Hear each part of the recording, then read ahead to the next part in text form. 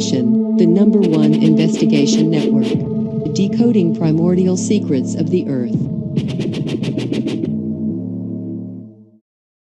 The ancient Chinese had super ships that were way ahead of their time. Floating mega fortresses, 600 feet long, capable of carrying 2,000 troops. Catapults that flung red-hot cannonballs. High-tech underwater mines, capable of wrecking holes in any ship. Many believe the ancient Chinese naval engineers were so advanced that they built ships large and strong enough to cross the Pacific Ocean and discover America 71 years before Columbus. The Ancient Discoveries team is investigating Chinese super ships.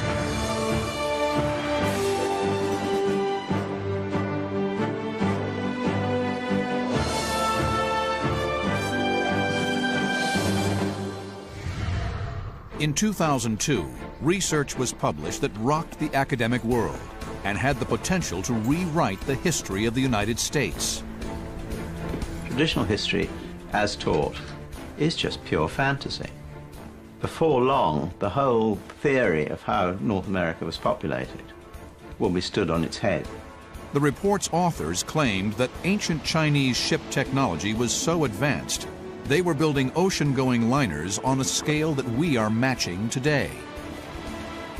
People will say most of the native peoples of North America actually came by sea. The book claimed that a Chinese fleet led by Admiral Zheng He had crossed the ocean and discovered America 71 years before Columbus.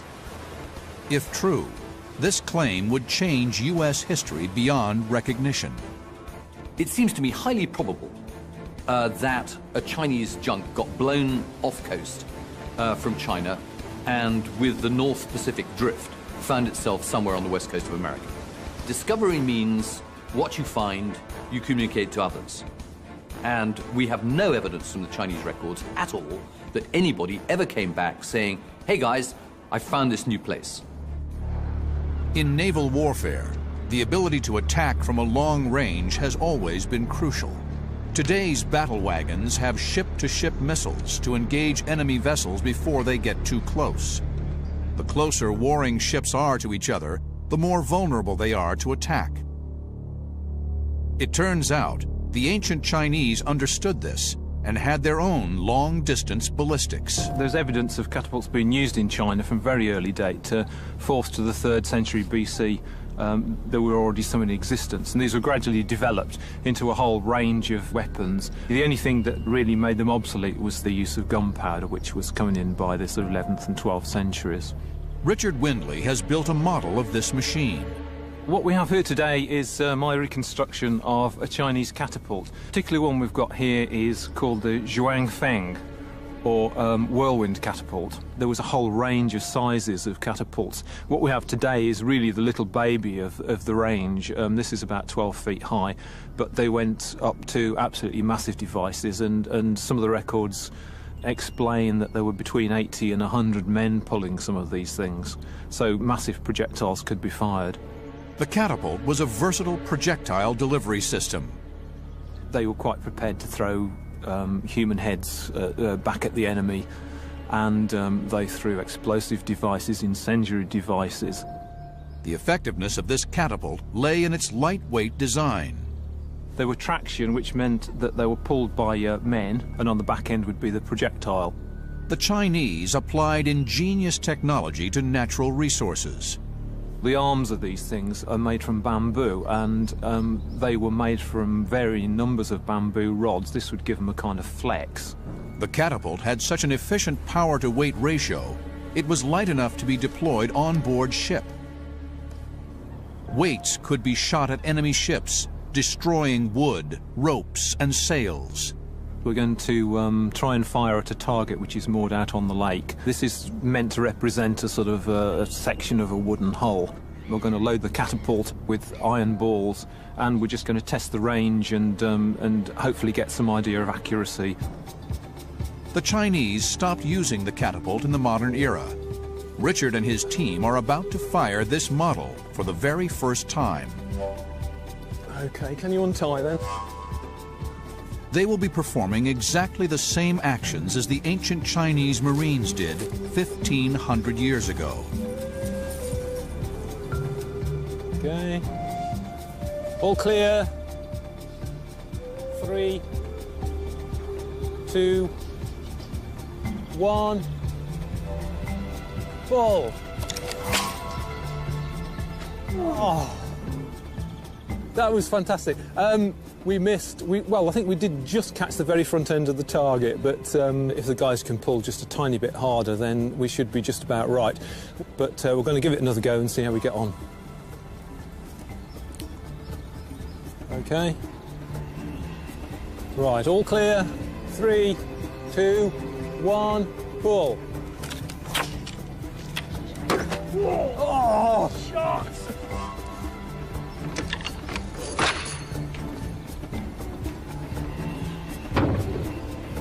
We finally hit it. That's quite good going. Obviously, the different projectiles are going to need different ranges, are going to need different amounts of pullers. So the whole thing is hugely complex. But the fact that we can hit it, I think, is testament to the design of the machine. The Chinese weren't just launching cannonballs. There are little-known references to something even more insidious. Ancient texts speak of the ability to launch molten fireballs. Where Westerners in the 18th century are superheating their round shot for the damage it will do to a wooden deck, the Chinese are doing the same thing. They're superheating metal projectiles. In an ancient forge, historian and blacksmith Hector Cole is investigating the evidence. I think the possibility of them firing hot projectiles, yes, you can. You need a pretty advanced technology to get the metal molten and get it quickly onto your throwing device before it solidifies. So you're not going to have molten metal flying through the air, you're going to have solidified metal flying through the air. Hector has built a career reconstructing ancient weapons, using only ancient forging techniques. The first challenge is to get the balls hot enough. Now, to get hot a large piece of metal like that, you need a very large fire and a lot of air being blown into it. And early man was then using bellows of some sort, which then delivered the air into the fire. And with that technology, the Chinese were melting iron. And once you've got iron into a molten state, you can then pour it into whatever shape you like. Now, that didn't occur in Western Europe until hundreds of years later. The furnace raises the temperature of the iron cannonball to 1,500 degrees. Forges work by focusing the heat in. They do not give out much heat. This means they are safe to be installed on wooden boats. The Chinese would have installed smaller versions of exactly this type of forge on board ship. The effectiveness of burning hot metal is extraordinary. If you have hot metal and it lands on something and it is hot enough and that thing is combustible, then it will burst into flame.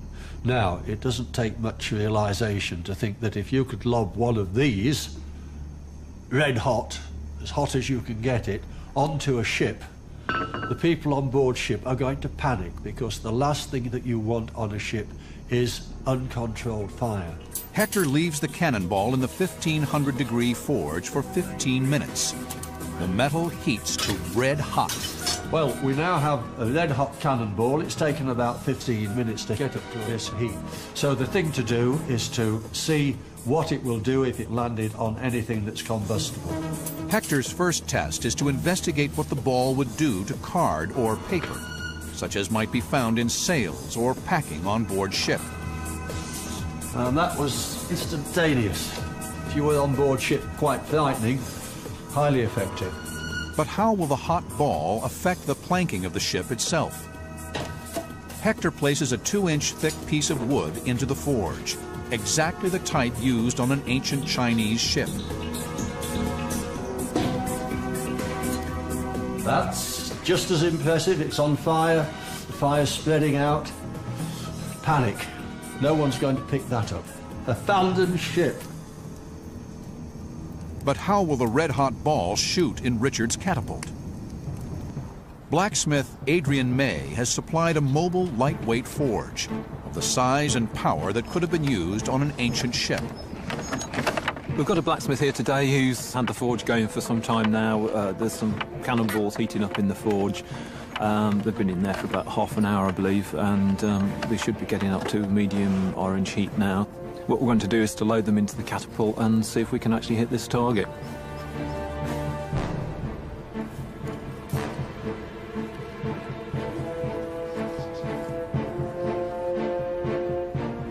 All clear.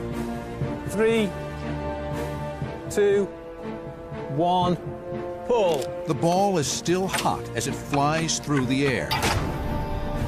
The only part of the process the ancient Marines would have had to perfect was their aim. But some ships were simply too big to destroy.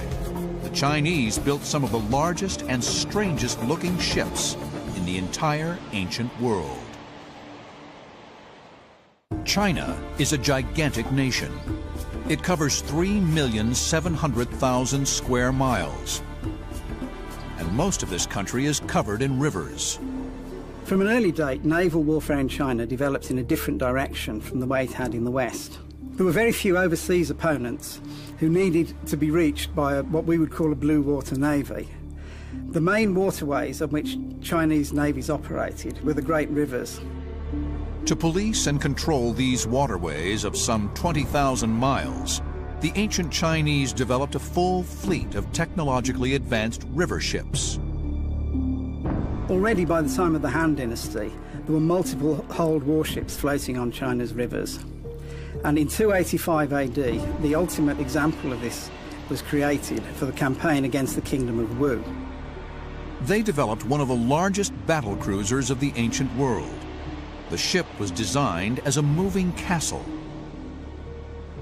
Rather than march an army into hostile territory and have to build a fortress under fire, or in the absence of natural timber, all they had to do was bring this ship down the river. They then had a stronghold in enemy territory from which to launch attacks.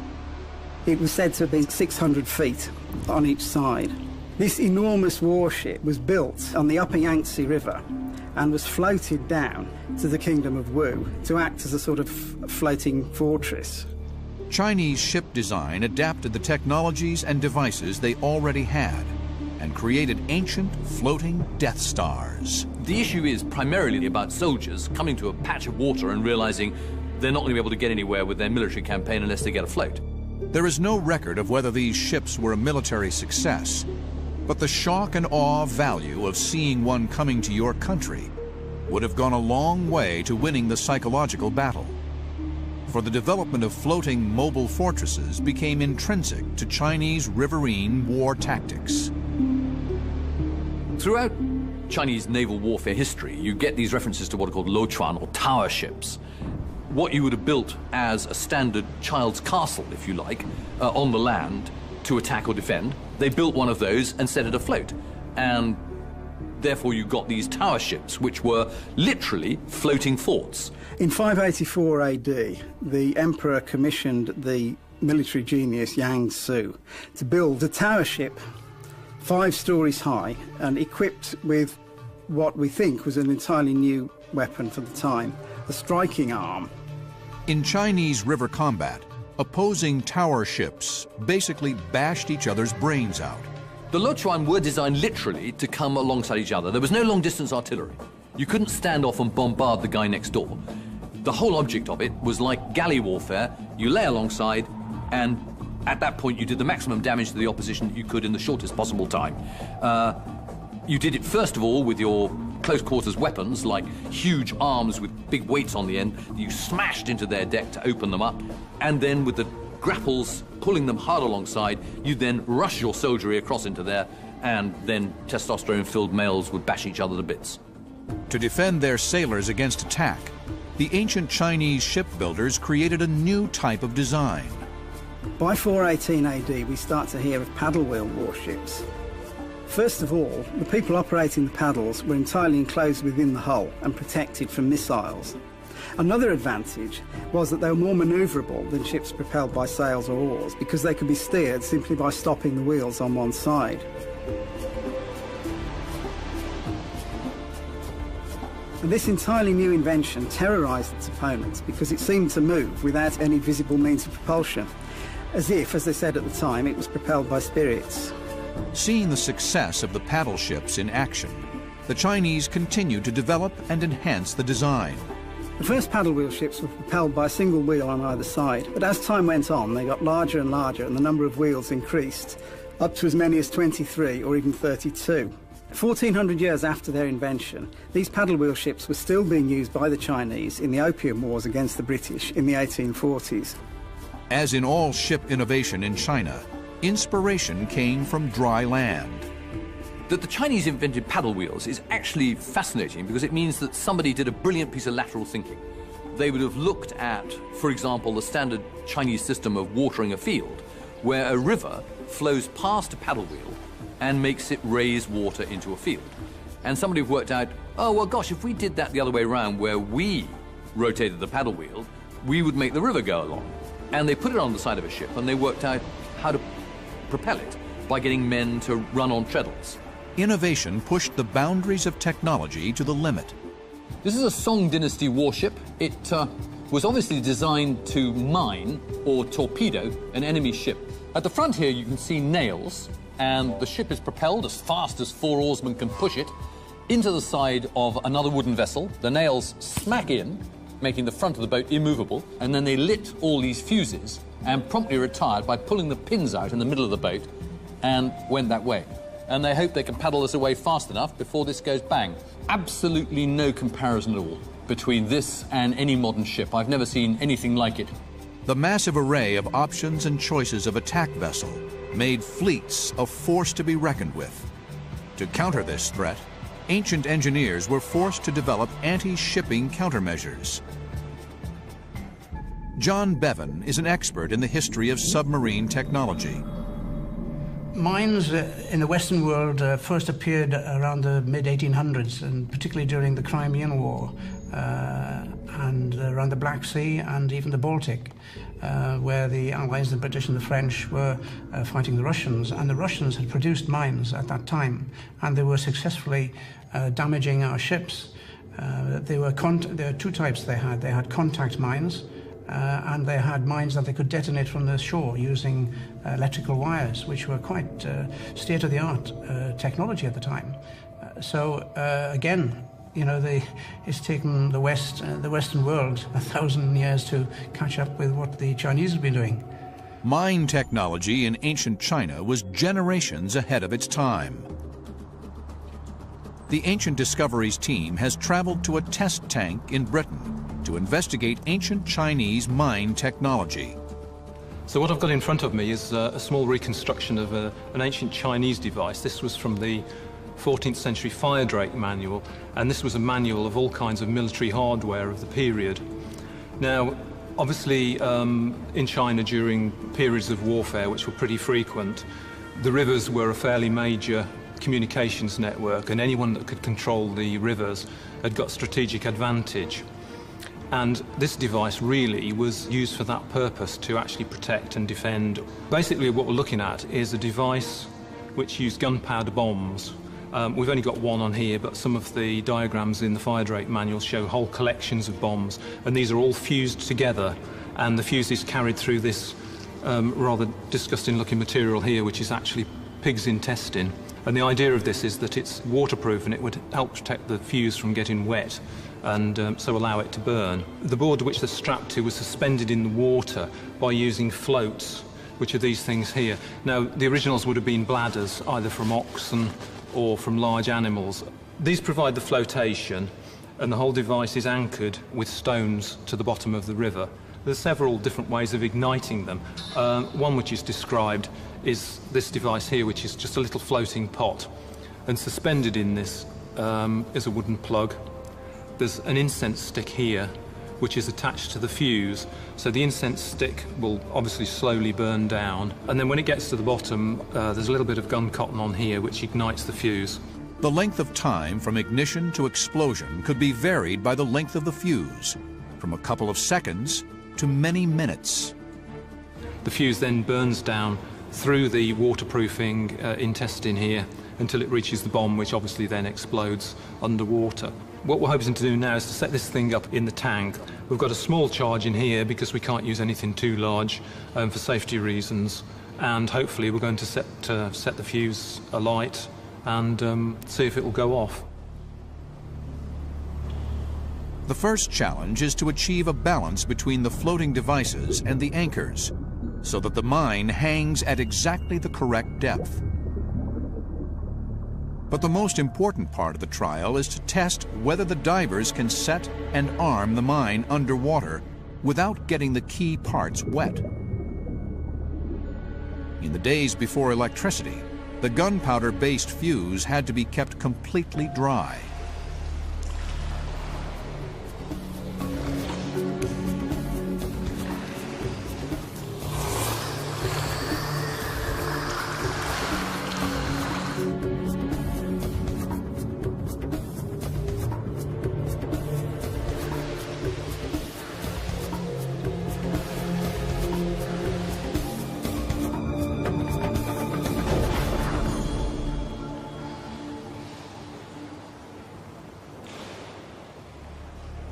Well, that was really interesting, bearing in mind that there was one charge which was less than an ounce of powder. The Chinese devices would probably have had at least 3, 4, 5 pounds of powder. If we multiply that little pop that we just had by perhaps 100 times, we can get some idea of the possible damage that these things were capable of achieving. It certainly looks as though this is going to be really quite an awesome weapon.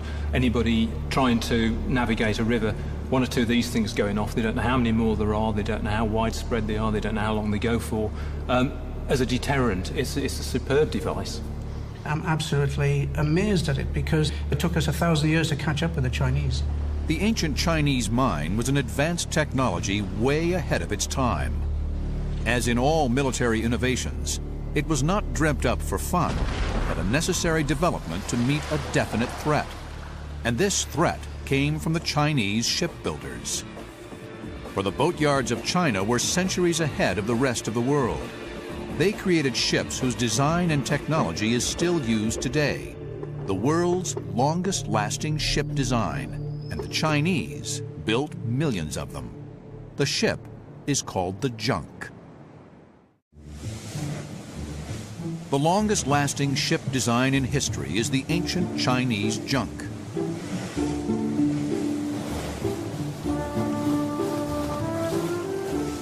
In hull construction, for example, China is not terribly well endowed with high-quality shipbuilding timber. So the Chinese came up with a very simple answer. As opposed to using thousands of trees in order to build a hull, they created an internal division system in order to create a shape of a hull with a minimum use of timber. So you create an extremely light, extremely strong hull using very few trees. It's brilliant. The craft was flat-bottomed. The flat hull gave a lot of advantages operating in estuaries and rivers. The junk had to be capable of operating around the harbour and also going right upstream, and the junks had to go through rapids and also to be very strong to withstand the odd blows from the odd rocks as it went through. The flat hull also improved the performance of the rudder. Because of the shape of Chinese boats, basically they have flat ends and flat fronts, they were able to use a steering oar that went straight over the middle of the back. Water's got to flow cleanly onto a rudder blade for it to be able to steer you. If you've got the bottom of a hull like that, and you lower an oar, it comes right out below the bottom of the hull into clean water. And that's what the Chinese did. They gradually lowered the oar until it was sticking right out at the bottom of the hull, and then it steered brilliantly. The rudder itself was a highly advanced piece of technology. The advantage of a rudder over a stern oar was that they required less physical operation. We think they were using them for probably over 1,000 odd years before the Europeans started them, and the Chinese rudders were also capable of being lifted up or down, so if the vessel took ground they could lift the rudder up, whereas invariably when a European ship touched it smashed the rudder, and that the ship was pretty hopeless. Western ships had a fixed rudder which could not be raised in shallow water. also used a skeletal system of design. A rib cage was built and planks nailed around it. But the Chinese were the first to develop and capitalize on bulkhead technology. Bulkheads divide the inner hull into sections, so if a hole is made in one part of a ship, only that part will flood. Bulkheads were introduced by the Chinese, we think, in the 1st century. It enabled two things really to a junk. It stiffened the whole of the junk frame up, so it stopped the torsional twisting. And it also, if you had water permeate into a department or rock or so forth, or even shellfire, it meant that water was held in that hold. The ancient Chinese derived their inspiration from nature. The Chinese were building rafts with bamboo, and the bulkheads built into bamboo naturally by nature were thought, well, that's a wonderful idea, we'll incorporate it into our junks. The motor of a sailing boat is the sail. Marine engineer Cedric Bell has made a replica of an ancient Chinese junk sail. This is a model of a junk sail. The sails were held on a yard, battens down the sail, fixed to the sail, and then each batten was attached to the mast by a loose connection with rollers in to make it run freely. There were no stays on the mast, so consequently the sail could rotate all the way long. And attached to each of the battens were ropes called sheets, and each one was able to control from the deck the direction of the sail, so it could do that or that. So these sheets then would control where the sail was in relation to the wind. The edges of the sail were so designed to give a form of lift, rather like aerofoil of an aeroplane or a bird's wing. The ability to completely rotate the sail allowed the Chinese junk to actually sail into the wind like a modern yacht.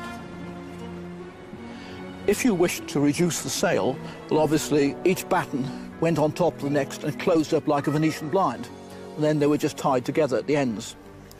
But to lift the sail, which could weigh up to 10 tons, extra help was required. So we think they were provided with a balance weight, so the semi-automated. So you got a counterbalance.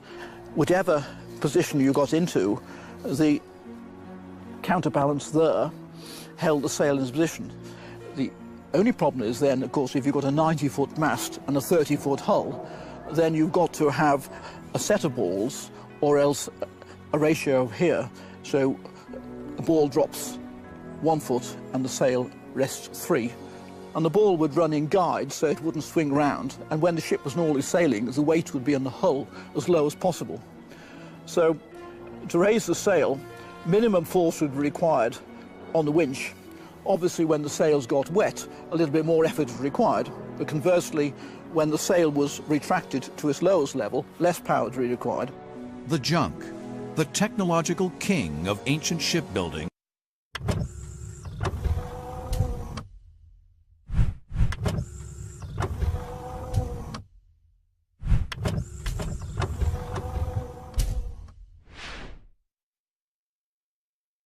was the most successful ship design in history. The design could be applied to junks of all sizes, from smaller river craft to massive ocean-going liners. In 1421, a fleet of these massive ocean-going junks was built, called the Treasure Fleet. Some of the boats in the fleet were the size of a football field. Ancient Chinese mariners used them to complete huge voyages. Some people believe that they actually crossed the Pacific in junks like this one and discovered America. The theory is made even more amazing because some believe the ancient Chinese made their voyage of discovery 71 years before Columbus. In 2002, this man, Gavin Menzies, developed a theory that became a best-selling book. The book and the theory is called 1421. The ideas proposed in this book have caused controversy around the world. Any researchers who wanted to verify what 1421 is all about would have to find an unequivocally Chinese-built hull. Gavin claims to have decoded ancient Chinese texts and maps and discovered new evidence in China and around the world that proves that the ancient Chinese were the first to discover America. 71 years before Columbus made his historic voyage. The Chinese had a very long history of seafaring, which we've only just recently discovered. And one can say the DNA of the indigenous people of North America does not in any way reflect the Bering Straits theory about how America was populated.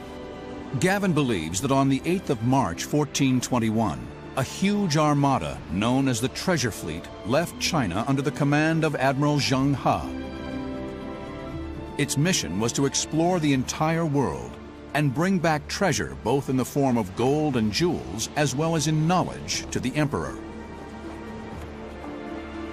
The fleet was massive. Literally thousands of ships set off. Some of these fleets got lost, got wrecked, landed up in America or wherever, and never came home. If the fleet, or part of it, landed in America, this would have massive implications for the history of the nation. Traditional history, as taught, is just pure fantasy. Before long, the whole theory of how North America was populated will be stood on its head. The trail begins in China. China's maritime past is one of the most glorious chapters because it's unique. It approached all kinds of problems in its own way, unrelated to anybody else's, usually much earlier than anybody else. The first question is whether the Chinese could have built boats big enough to complete the voyage.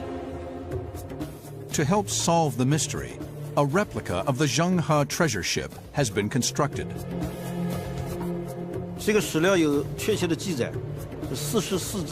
Experts have different views on the subject.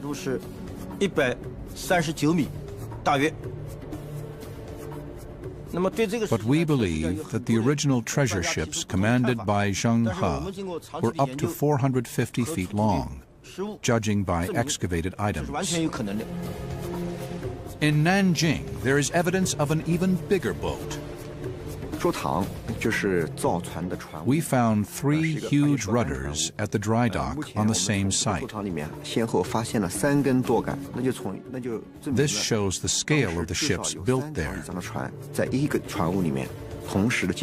It also shows that 3 ships were maintained there at the same time. Gavin Menzies believes that these boats had the potential to reach America.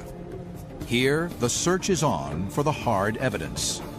A lot of marine engineers have, I think, quite reasonably argued these ships are so enormous, I mean, they're bigger than a football pitch, that they just couldn't have survived in a sea. They would have broken up. Cedric Bell, who's a distinguished marine engineer, has found that the hulls were stiffened by pouring in concrete.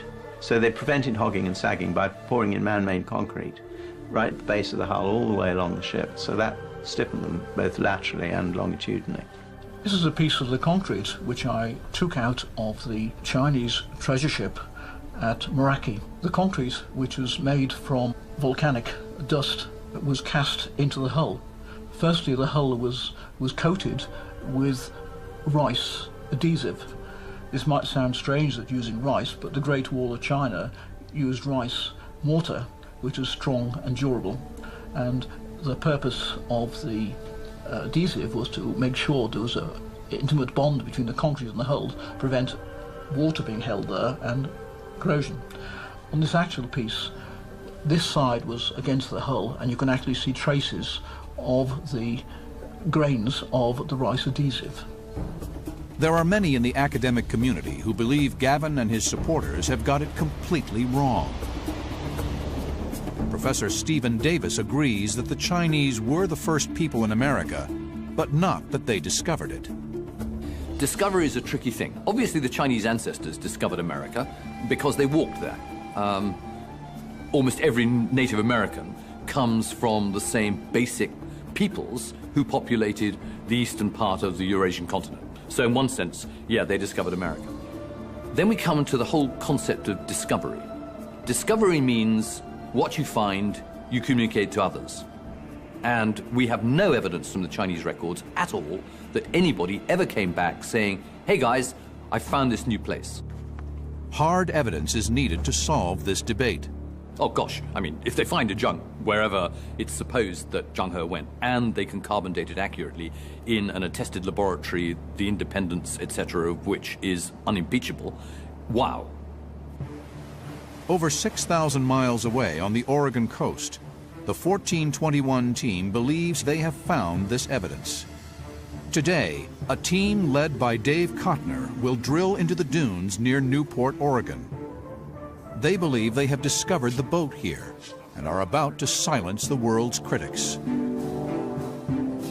If they find what they're looking for, they will turn American history on its head.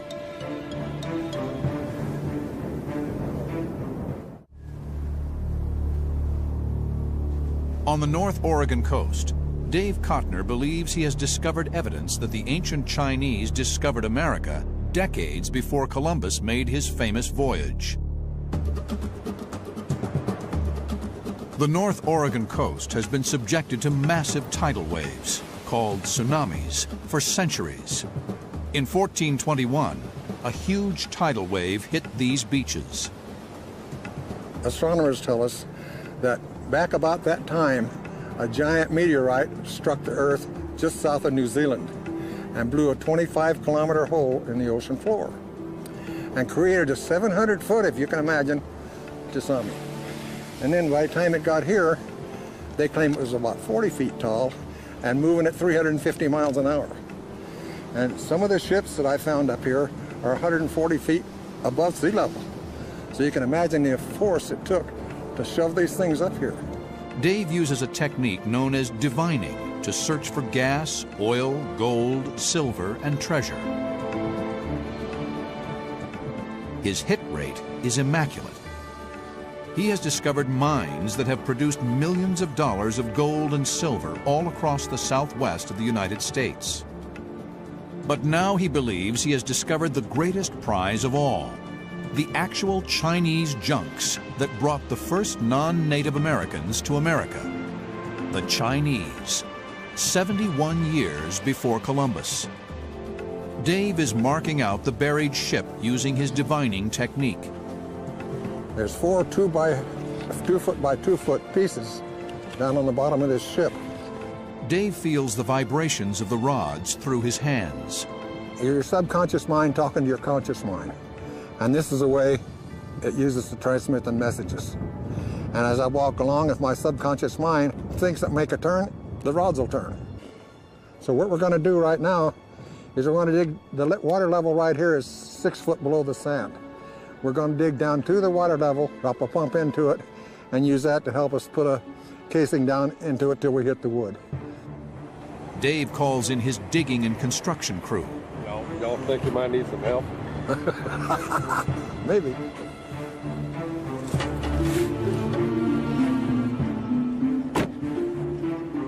Could this be the legendary treasure ship of Zheng He? The ship that Gavin Menzies believes brought the original Chinese explorers to Oregon and discovered America? The team begins drilling in high spirits. They bore a hole using plastic piping. They insert a hose into the hole, which flushes out the sand. Once the hole is complete, the team can insert the drill and remove the wood. It's kind of like a saw. It just saws its way into the thing. And it's got carbide tips, and carbide is tougher than anything we'll ever hit there. You can look through it just like looking down a gun barrel. Is Dave getting closer to the boat that discovered America? If you wanted to prove that a Chinese vessel got to America, you would look down the coast, the west coast of America, the most likely place they would have come ashore, and you would be seeing if you could find a Chinese junk hull. Of course, one problem you've got to face is that there's quite a lot of junk hulls down that coast, which all arrived in the 18th and 19th centuries. There was quite a flow of people, basically economic migrants, so you'd have to be able to be quite sure that what you were finding was a 15th century junk and not a 19th century one. Even the weather seems against Dave. We've hit a new level. We've been going down through different stages of the sand. Then the wind comes and the rain comes. And we've gone through so many different levels. We've gone through sticks, we've gone through leaves and debris, and you can see it. It's obvious when we wash it up.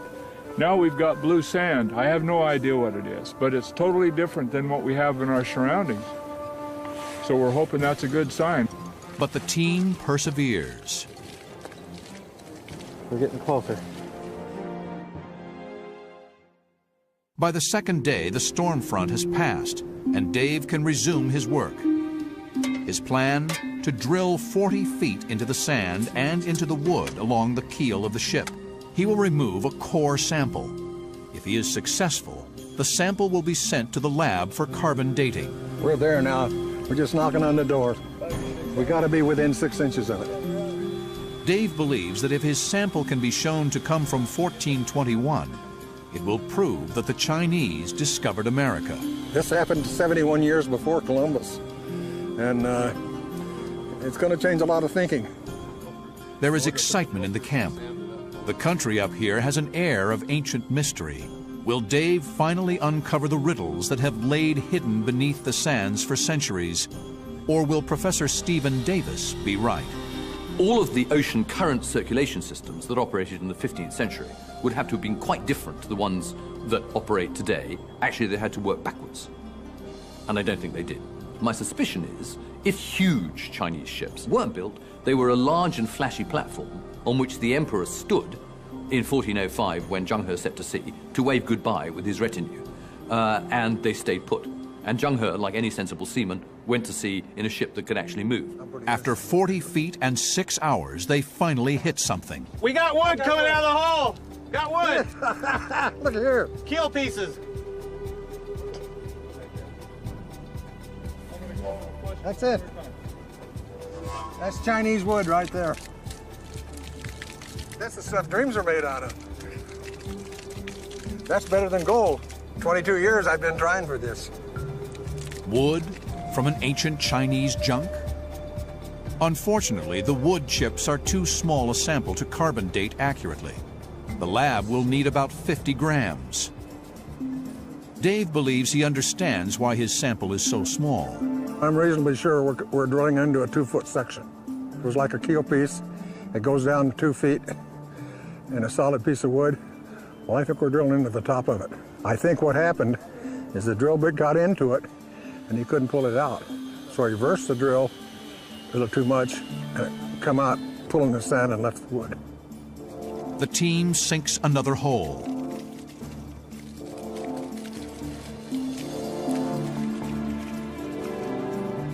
After another 6 hours, the team is bewildered.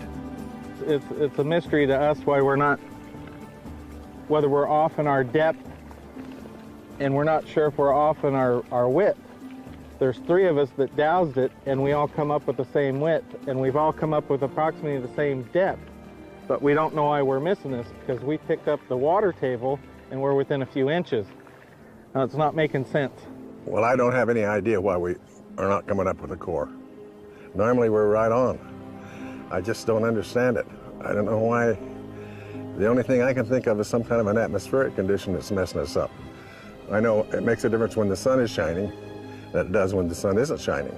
The sands of Oregon do not give up her secrets to all searchers. The mystery of the Chinese junk still lies buried under the dunes. As the winter finally closes in on the shoreline, Dave and his team must pack up, vowing to return in the next digging season and uncover the boat. We will get it, no question about it, but we're not going to get it today. As the crew departs this desolate place, all that remains shrouding the secrets of the ancient Chinese treasure ships is sand, fog, and mystery. 20 years from now, we will have a completely different idea who discovered the world, how it was discovered, how the Americas were populated, and how the Renaissance and our current modern way of life was based to a very large extent on Chinese intellectual know-how. Never ever stop looking. I mean, the whole point about historical research is that it's a falsification system. You have a hypothesis. You then strenuously attempt to show that it's wrong. All you've got to find is one piece of evidence that shows that you're wrong, and the hypothesis is blown away. Whatever side academics take in the 1421 argument, they all agree on one thing. We know that they solved all the problems of getting afloat in a unique way, usually much earlier than anybody else. How you build a hull, how you steer it, and how you propel it. All of the Chinese answers are fascinating and unique. and we know far, far too little about it. The super ships of the ancient Chinese navies were technological achievements out of their time. From red-hot projectile delivery systems to hull design, the Chinese were building the most advanced ships of antiquity. Whether they used them to actually discover America remains a mystery that many believe is ridiculous, but some are still trying to prove.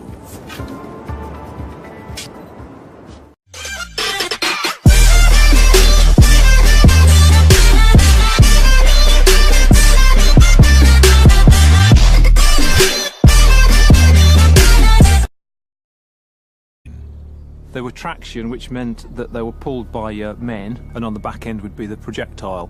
The Chinese applied ingenious technology to natural resources. The arms of these things are made from bamboo, and they were made from varying numbers of bamboo rods. This would give them a kind of flex. The catapult had such an efficient power-to-weight ratio, it was light enough to be deployed on board ship.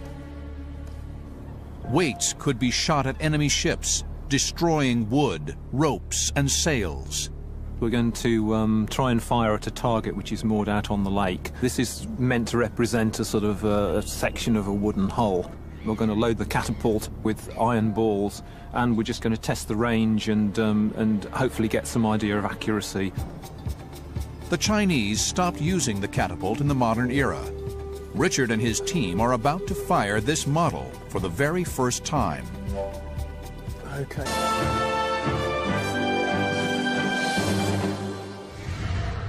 In 2002, research was published that rocked the academic world and had the potential to rewrite the history of the United States.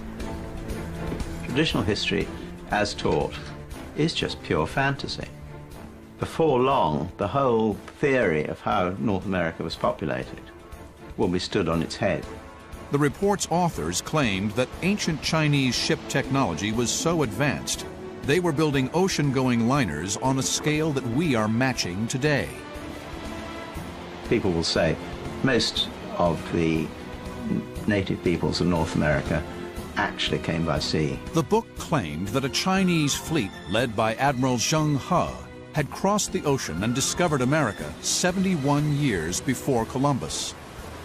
If true, this claim would change U.S. history beyond recognition. It seems to me highly probable that a Chinese junk got blown off coast from China and with the North Pacific drift found itself somewhere on the west coast of America. Discovery means what you find, you communicate to others. And we have no evidence from the Chinese records at all that anybody ever came back saying, "Hey guys, I found this new place." In naval warfare, the ability to attack from a long range has always been crucial.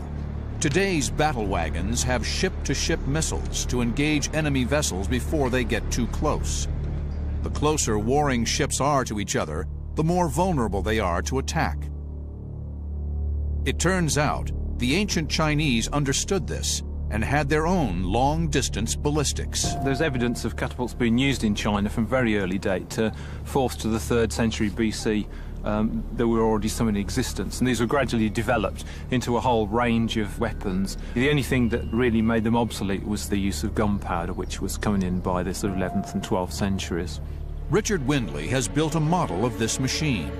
What we have here today is my reconstruction of a Chinese catapult. The particular one we've got here is called the Zhuangfeng, or whirlwind catapult. There was a whole range of sizes of catapults. What we have today is really the little baby of the range. This is about 12 feet high, but they went up to absolutely massive devices, and some of the records explain that there were between 80 and 100 men pulling some of these things. So massive projectiles could be fired. The catapult was a versatile projectile delivery system. They were quite prepared to throw human heads back at the enemy, and they threw explosive devices, incendiary devices. The effectiveness of this catapult lay in its lightweight design. The #1 investigation network, decoding primordial secrets of the Earth. The ancient Chinese had super ships that were way ahead of their time. floating mega fortresses 600 feet long, capable of carrying 2,000 troops, catapults that flung red-hot cannonballs, high-tech underwater mines capable of wrecking holes in any ship. Many believe the ancient Chinese naval engineers were so advanced that they built ships large and strong enough to cross the Pacific Ocean and discover America 71 years before Columbus. The Ancient Discoveries team is investigating Chinese super ships.